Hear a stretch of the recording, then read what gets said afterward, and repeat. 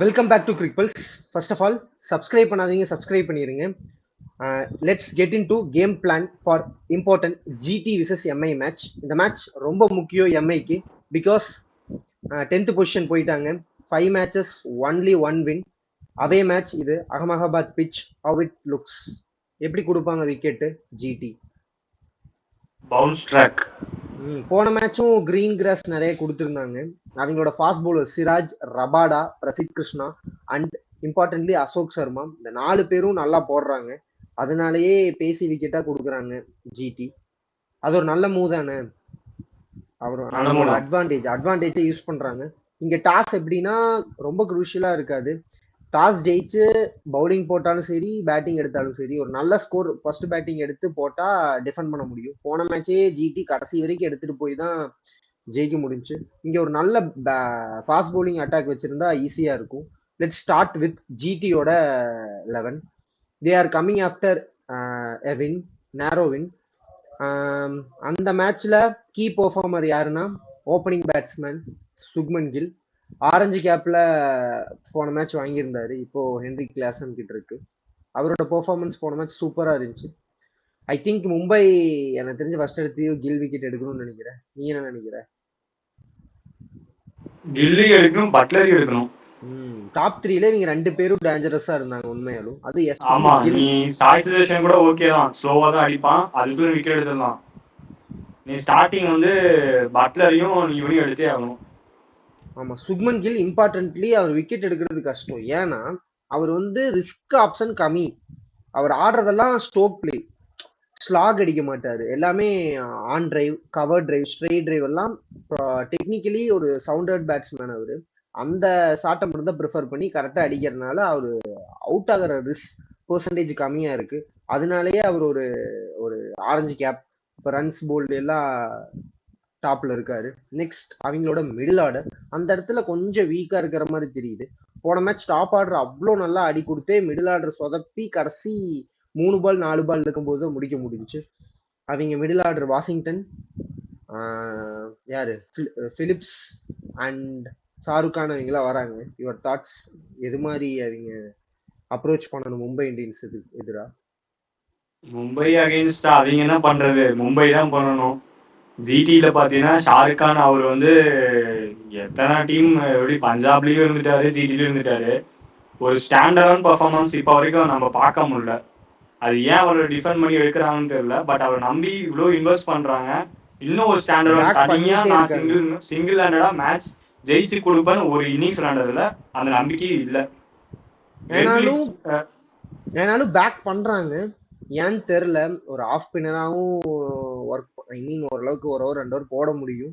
எதனால இவ்வளவு பேக்கிங் தெரியல. எனக்கு தெரிஞ்சு அவர் ஒரு மேட்ச் கூட நீ சொன்ன மாதிரி இப்போ ரிங்கு சிங் ஒரு மேட்ச் வந்தார், ஐ மீன் அடிச்சு கொடுத்துருக்காரு ஒரு சில மேட்ச். ராகுல், ஷாருக் கானுக்கு ஏன் கண்டினியூஸா சான்ஸ் கொடுக்குறாங்கன்னு தெரியல.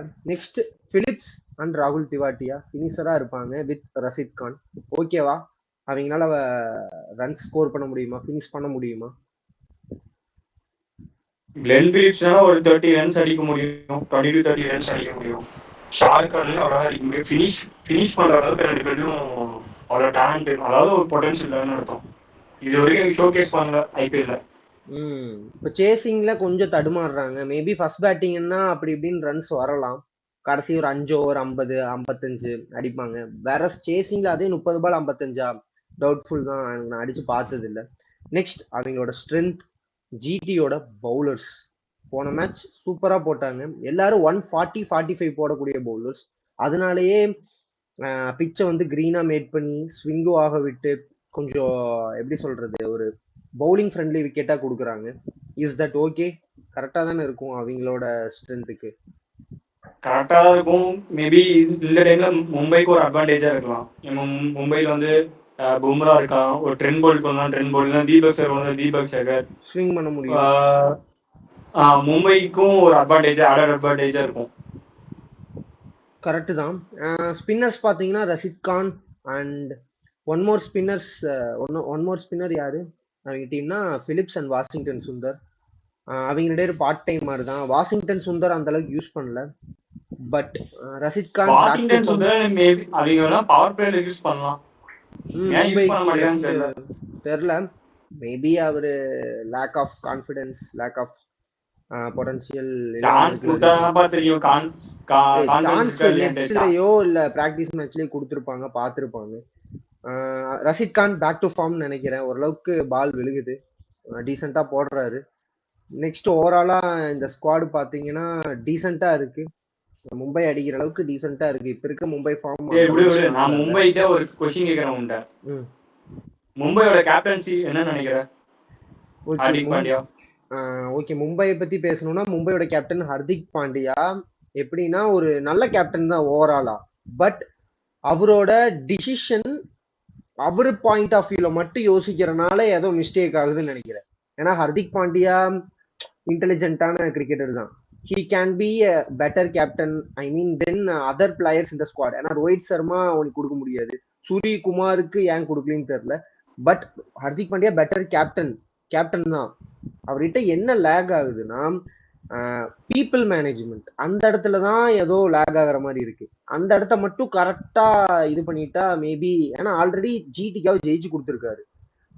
பிளஸ் இந்தியாக்காவும் கேப்டன் பண்ணும்போது நல்ல பெர்ஃபார்மன்ஸ் கொடுத்துருக்காரு. ஏன் கேப்டன்சி இந்தியன் டீம்ல கொடுக்கலனா, அவர் வந்து இன்ஜுரி ப்ரோனா இருந்தாங்க. இந்தியாவுக்கு கேப்டன் பண்ணும்போது எனக்கு கன்சிஸ்டண்டா விளையாடுறீங்க மட்டும்தான் இப்ப கேப்டன் பண்ணணும்னு சொல்லிட்டு பும்ராக்கோ ஹர்திக் பாண்டியாக்கோ கொடுக்கல. அது ஒரு பாயிண்டா இருந்துச்சு. இங்க மும்பை இந்தியன்ஸ் கொடுத்தது காரணம் உனக்கே தெரியும், ஆல்ரெடி ஜிடில வின்னரா இருக்காரு. அவ்வளவு பெரிய பிளேயரை ட்ரேட் பண்றீங்கன்னா இங்க வந்து நீ வெறு பிளேயரால ஆட வைக்க முடியாது, ஒரு கேப்டனா தான் ஆட வைக்க முடியும்னு ஒரு குழப்பத்தை உண்டாக்கி அவரை கூட்டிட்டு வந்து கேப்டன் ஆக்கிட்டாங்க. பட் ஹீ கேன் ப்ரூவன் தான். லாஸ்ட் சீசன் 5ல 1 தான் ஜெயிச்சிருந்தாங்க. அதுக்கப்புறம் செட் பண்ணி கரெக்டா எடுத்துட்டு போய் குவாலிஃபயர் 2 வரைக்கும் போனாங்க. I think he's okay. But one thing மிஸ்ஸிங்னா பீப்புள் மேனேஜ்மெண்ட், அந்த இடத்துல ஏதோ லேக் ஆகிற மாதிரி இருக்கு. ஹி வில் பி கம் பேக்னு நினைக்கிறேன். நெக்ஸ்ட் எம்ஐயோட ஸ்குவாட் ஓவராலா பார்ப்போம். Opening Rohit Sharma I think வந்துருவார். ரோஹித் சர்மா குண்டன் டி காக்கா தான் இருக்கும். லாஸ்ட் மேட்ச் செஞ்சுரி, அதனால இந்த மேட்ச் கண்டினியூ பண்ணுவாரு. செஞ்சுரி மறுபடி அடிக்கலினாலும் ஒரு நல்ல ஃபார்ம், ஒரு ரிதமை கண்டினியூ பண்ணலாம். பேட்டிங் பிச் ஒரு 2 ஓவர் நல்லா பார்த்து ஆடிட்டாங்கன்னா ஒரு நல்ல ஸ்கோர் செட் பண்ண முடியும். Rohit Sharma ideal wicket, bounce கரெக்டா ஆகி வரும். புல் ஷாட், பிக்கப், ஃபிளிக்கு, எல்லா ஷாட்டும் ஸ்ட்ரைட் லாஃப்டடு எல்லாமே பெர்ஃபெக்டா விளையாடுற கிரவுண்ட்னா அது அகமதாபாத் பிச் அவருக்கு ரொம்ப சூட் ஆகும். அவரோட மும்பை இந்தியன்ஸோட 1 டவுன்ல சூரியகுமார் வராரு. எனக்கு தெரிஞ்சு அவர் ஃபார்ம்ல இல்லாத மாதிரி இருக்கு டச்ல. Your thoughts? ஸ்கோர்ஸே வரல அவர்கிட்ட இருந்து. ஆமா, லாஸ்ட் இயருமே இப்படிதான் ஸ்லோ ஸ்டார்ட் பண்ணா. லாஸ்ட் டைமும் அவ்வளோ ஒரு பெர்ஃபார்மன்ஸ் இல்லை. அதுக்கு போன வருஷம் இருந்துச்சு. லாஸ்ட் இயர் விட இந்த இயர் வந்து லாஸ்ட் இயரோட ரொம்ப மோசமா இருக்க மாதிரி ஃபீல் ஆகுது. ஏன் இன்டர்நேஷனல் பெர்ஃபார்மர் ஐபிஎல்ல ஏன் பெர்ஃபார்ம் பண்ண மாதிரின்னு தெரியல. இல்ல லாஸ்ட் இயர் ஐபிஎல் நல்லா பண்ணிட்டு இன்டர்நேஷனல்ல பண்ணல. அதுக்கு முந்தின வருஷம் அப்படியே ஆப்போசிட். ஏன்னா இந்த வருஷம் இன்டர்நேஷனல்லையும் T20 வேர்ல்டு கப்பையும் அந்த அளவுக்கு ஒன்றும் பண்ணல. ஒரே ஒரு மேட்ச் யூஎஸ்ஏயோட அடிச்சு கொடுத்தாரு. பட் இப்போ கொஞ்சம் ஃபார்ம்னு சொல்ல முடியாது, ஒரு சில பால் தப்பான ஷாட்டை பிக் பண்ணி அவுட் ஆயிட்டு போயிட்டாரு. ஆர்சிபியோடய ஒரு 45 நல்லா ஆடினாரு. பிளஸ் இன்னொரு மேட்ச் டெல்லியோட ஒரு நல்ல 40 யார்டு அடிச்சாரு. பட் இப்போ 2 மேட்ச் மட்டும் கொஞ்சம் ஏதோ ஃபார்ம் இல்லாத மாதிரி தெரிஞ்சு. பட் அகமதாபாத் பிச் மேபி அவருக்கு சூட் ஆகும்னு நினைக்கிறேன். ஸ்பின்னர்ஸை டேக் டவுன் பண்ணவும், ஃபாஸ்ட் பவுலர்ஸ் அதிகமாக பவுன்ஸ் போட்டார்னா ஈஸியாக சுற்றுலா ஷாட் எல்லாம் போட்டு ஃபார்முக்கு வந்துருவாருன்னு நினைக்கிறேன். நெக்ஸ்ட் 2 டவுன் திலக் வர்மா வராரு. போன மேட்ச் ஏர்லியராக விக்கெட் விழுந்தனால நமந்தீர் ஒரு போய் உன்னால எவ்வளோ அடிக்க முடியுமோ அடிச்சிட்டோன்னு இறக்கி விட்டாங்க. ஒரு சூப்பராக 100 ரன் பார்ட்னர்ஷிப் டீகா கூட போட்டாங்க. நமந்தீர் ஓகேவா, ஓரளவுக்கு நல்லா பெர்ஃபார்ம் பண்றாரா? நமந்தீர் போன மேட்ச் ஒரு 50யோட வராரு. இந்த மேட்ச் போன மேட்ச் வந்து கொஞ்சம் முன்னாடி இறக்கி விட்டாங்களா? எல்லா டைமும் அதே மாதிரி இருக்கும்னு அவசியம் இல்ல. இந்த டைம் வந்து ஈஸி விக்கெட் டப்புன்னு ஒரு டாப் ஆர்டர் வந்து ஒரு 2 விக்கெட்ஸ் 3 விக்கெட்ஸ் இயர்லியா போச்சுன்னா நமந்தீரை வந்து புஷ் பண்றாங்க. இல்லாத பட்சத்துல நமந்தீரை வந்து ஃபினிஷரா தான் யூஸ் பண்றாங்க. அது தப்பான மூவ்ங்கிறேன். ஆமா, ஃபினிஷர். அவர் ஃபினிஷரை விட டாப் ஆர்டர்ல இறக்கி விட்டா நிறைய ஸ்ட்ரோக் பிளே கொடுக்குறாரு. பிளஸ் நிறைய ரன்ஸ் பவர் பிளேல அதுக்குள்ள வரனால நிறைய ரன்ஸ் அப்ப அடிக்க முடியுது. ஃபினிஷிங் வரும்போது அந்த அளவுக்கு ஒரு பவர்ஃபுல்லான பிளேயரா எனக்கு தெரியல. ஹி ரிலே ஆன் டைமிங் தான். அதனால மேபி முன்னாடி இறக்கி விடலாம் இந்த மேட்ச் 2 டவுன். நெக்ஸ்ட் ரதர்ஃபோர்ட் இப்போ நல்லா ஃபார்ம்ல தான் இருக்காரு. போன மேட்ச் மட்டும் அடிச்சு கொடுக்கல, நல்ல பால் போட்டு எடுத்துட்டாங்க யாருக்கர் போட்டு. நெக்ஸ்ட் திலக் வர்மா ஃபார்ம்ல இல்லைன்னு நினைக்கிறேன். என்ன நினைக்கிற? திலக் வர்மா இந்த மேட்ச் அடிப்பாரா? திலக் வர்மா வந்து ஃபார்ம்ல இல்ல, லக்கும் இல்லைன்னு நினைக்கிறேன். ஃபார்ம்ல இல்லாத போது லக்கு எதுவுமே கூடி வராது. பிளஸ் ஹர்திக் பாண்டியாவை மறந்துட்டோம். பேட்டிங்ல அவரு நெட்ஸ்ல அடிக்கிற அளவுக்கு மேட்ச்ல அடிச்சா எங்கேயோ போகுதுன்னு நினைக்கிறேன். அவர் ரீல்ஸ்ல சிக்ஸ் அடிக்கிறாரு. ஏன்னா நான் ஒரு எம்ஐக்கு ஒரு வேண்டுகோள் ஒண்ணு வைக்கிறேன். நீங்க வந்து உங்களோட ஆரா கேப்டன் தூக்கிட்டு நீங்க ரோஹித் சர்மா கேப்டனே நீங்க ஒரு 3 மேட்ச் ட்ரை பண்ணீங்கன்னா கூட ஏதோ வின் பண்ணுவீங்க நான் நினைக்கிறேன். இல்ல, ரோஹித் சர்மா கேப்டன்சி ஒன்னையெல்லாம் அவர் வாங்கவும் மாட்டாரு, இவங்களும் மாத்தவும் மாட்டாங்க. அது ஒன்னும் கொஞ்சம் பிரச்சனையை உண்டாக்கும். ஹர்திக் பாண்டியா, பாண்டியா அடிப்பாரா இந்த மேட்ச்? சிக்ஸா? டவுட்டா? அவரோட பழக்கப்பட்ட கிரவுண்டு தான் அகமதாபாத் பிச். ஆல்ரெடி ஜிடிக்காக 2 வருஷம் ஸ்பெண்ட் பண்ணியிருக்காரு. மேபி இந்த மேட்ச் நான் பேக் பண்றேன். சரி, ஓகே. அவங்களோட பவுலிங் அட்டாக், மும்பையோட பவுலிங் அட்டாக் ஆன் பேப்பர்ல ஸ்ட்ராங்கா தெரியுது. பட் எங்க வீக் லிங்கா இருக்குன்னா, இப்போ Bumrah Boult super combination. But Boult எக்ஸிகியூஷன்ல கொஞ்சம் லேக் ஆகிற மாதிரி இருக்கும். பழைய போல்ட் எல்லாம் இருந்தா இந்த ஸ்குவாட் எல்லாம் பவுலிங்ல ரொம்ப ஸ்ட்ராங்கா இருக்கும். அவருக்கும் வயசு ஆயிடுச்சு, ஏஜ் மேட்டர்ஸ். இல்ல, இன்டர்நேஷனல் ரிட்டையர்மென்ட் கொடுத்துறாரு. இல்ல அது பார்த்தோம்னா புவனேஸ்வர் குமார் தான்டா ரிட்டையர்ட் ஆகலினாலும் விளையாடாமையே அவ்வளவு சூப்பரா போடுறாரு. இவரும் கம்பேக் கொடுக்க முடியும், யாருக்கு வச்சாரு. மேபி அவர் வந்து ரிட்டையர்மெண்ட் கொடுத்து கொஞ்சம் ஃப்ரீயா இருந்த ரெஸ்ட் எடுத்துட்டு டச்ல இல்லாம இருந்திருக்கலாம். புவனேஸ்வர் அப்படி இல்ல, சும்மா ஏதோ ட்ரை பண்ணிட்டு இருப்போம், ஏதோ ஒரு லீக்லாம் போய் சும்மா ஆடிட்டு போகல. இவங்க வந்து என்னது போல்ட் வந்து கொஞ்சம் ரெஸ்ட் எடுத்துட்டு இந்த மாதிரி பிரான்சைஸ் லீக் தான் ஆடுறாங்க, ஸோ பொறுமையா இருந்தாலான்னு சொல்லி ஒருவேளை அந்த பெர்ஃபார்மன்ஸ் கொஞ்சம் குறைஞ்சிருக்கலாம். மேபி அவர் கம்பேக் கூட கொடுக்கலாம், பார்ப்போம். கம்பேக் கொடுத்தாருன்னா மும்பை இந்தியன்ஸ் வருவாங்க வின் பண்ணிட்டு. நெக்ஸ்ட் அவங்களோட spin Santner Allah Ghazanfar. They going with Allah Ghazanfar. போன மேட்ச் ஓரளவுக்கு நல்லா பண்ணாரு, இந்த மேட்ச் பண்ணுவாரு. Big stadium Ahmedabad. Maybe spinners coming to the plane நினைக்கிறேன். ஓரளவுக்கு தூக்கி போட்டா மேபி விக்கெட்ஸ் கொடுக்கலாம் பேட்டர்ஸ். நெக்ஸ்ட் ஓவராலா இந்த பவுலிங் அட்டாக்ல வீக் லிங்க்னா தீபக் சேகர். இஃப் தீபக் போல்ட் இல்லைன்னா தீபக் சேகர் ஆட வைப்பாங்க, இல்லைன்னா தீபக் சேகர் உட்கார வச்சுட்டு சர்துல் தாக்கூர் ஓரளவுக்கு டீசெண்டா போடுற மாதிரி இருக்கு. ஒரு ஓவர் திடீர்னு பார்த்தா ஒரு ஓவர்ல 20 ரன் கொடுத்துட்றாரு, ஒரு ஓவர்ல 7 ரன், ஒரு ஓவர் 20 ரன், ஓவரால 20-25 ரன் கொடுத்து விக்கெட் டேக்கிங் இருக்கு. விக்கெட் டேக்கிங் ஏதோ ரன் போனாலும் சரி, விக்கெட் கண்டிப்பா எடுத்துருவான். அவனால நீங்க ஸ்குவாட்ல வச்சுதான் ஆகணும், விக்கெட் டேக்கிங் பவுலர். அப்புறம் ஹர்திக் பாண்டியா வந்து பவுலிங் போடுறதுனால ஓரளவுக்கு பேலன்ஸ் கொடுக்குது. ஓவராலா பேலன்ஸ் கொடுத்தாலும் அது பெர்ஃபார்மன்ஸ்ல வரமாட்டேங்குது. மேபி இந்த மேட்ச் டர்ன் அரவுண்டா இருக்கலாம். ஓவராலா மும்பை ஸ்குவாட் ஓகேவா தான் இருக்கு. என்ன ஃபார்ம் அண்ட் லக் இதெல்லாம் சேர்ந்து வரல.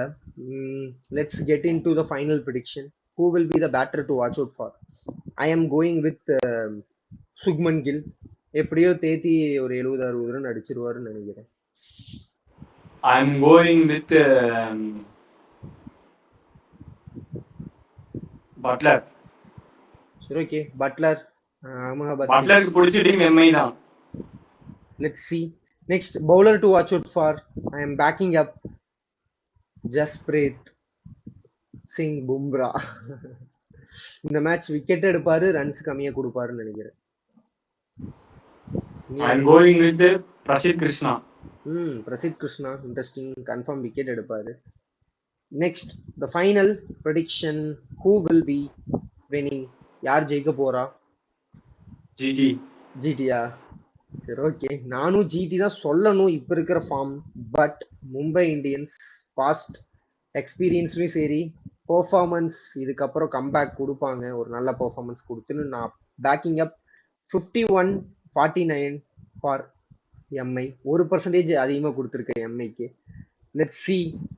தேங்க்யூ ஃபார் வாட்சிங். Importantly subscribe and wait for a review for this match.